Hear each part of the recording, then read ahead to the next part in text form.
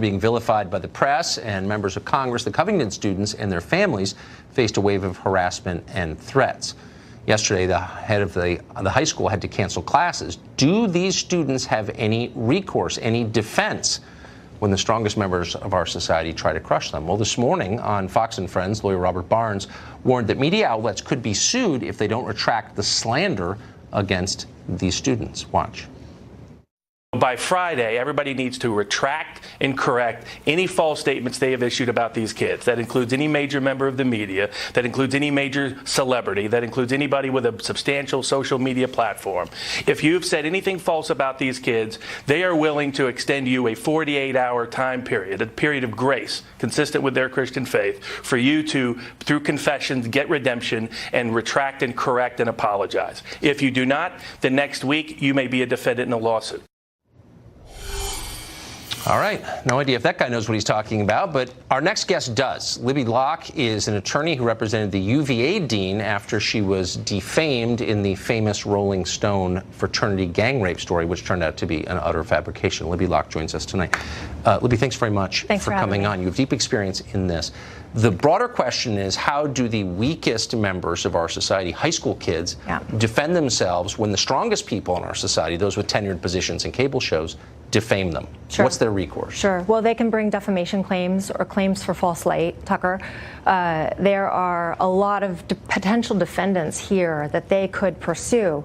With all due respect to Mr. Barnes, some of the ideas that I've heard him express are not viable options. You can't bring a class action for defamation, and you certainly can't sue a congresswoman for tweets that she made this morning. So that's relevant because we have a new Democratic member of Congress who accused these boys in tweets of things that are clearly not supported by the evidence on videotape. So they're lies.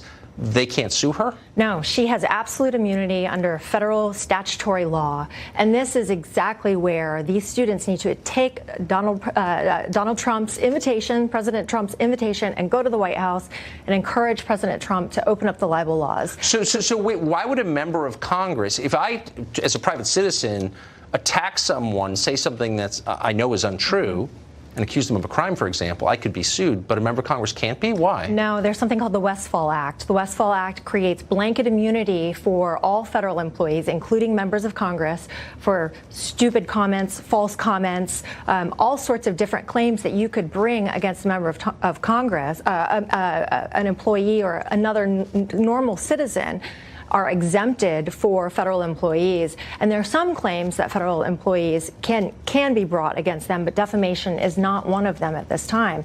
And this is where Donald Trump, President Trump, should really fulfill his campaign promise to open up the libel laws here. This is one of the areas where federal law prevents Mr. Sandman and his family from getting recourse against this Democrat member of Congress.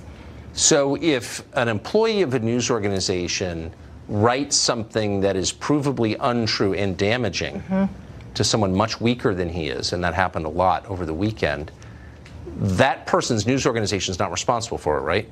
Well, they can be. They absolutely can be. Here, Mr. Sandman is a private figure. He's not a public figure. You're not going to have the New York Times or Sullivan actual malice standard. That higher burden that would apply is not going to apply to him as a private figure. So liability here is on a negligence standard. That's a much lower standard.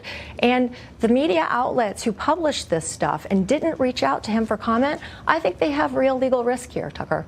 Would you recommend to the families of these boys, whose lives I think it's fair to say will be overshadowed by this, yes, deeply, and it's deeply unfair, would you recommend that they pursue a legal course? Absolutely. They should hire experienced defamation counsel, someone, not just an experienced lawyer, but someone who knows this area of the law and who can really evaluate legal claims. It's what we did in the UVA case where we were looking at federal versus state court, which jurisdiction. Because, look, this is an area where you don't want to swing and miss, because if you lose even on a procedural issue, it's going to be reported as a vindication of the truth of the defamation. Libby Locke, one of the most successful lawyers in this small but important field. Thank you. Thanks so much for having me. Well, Nancy Pelosi has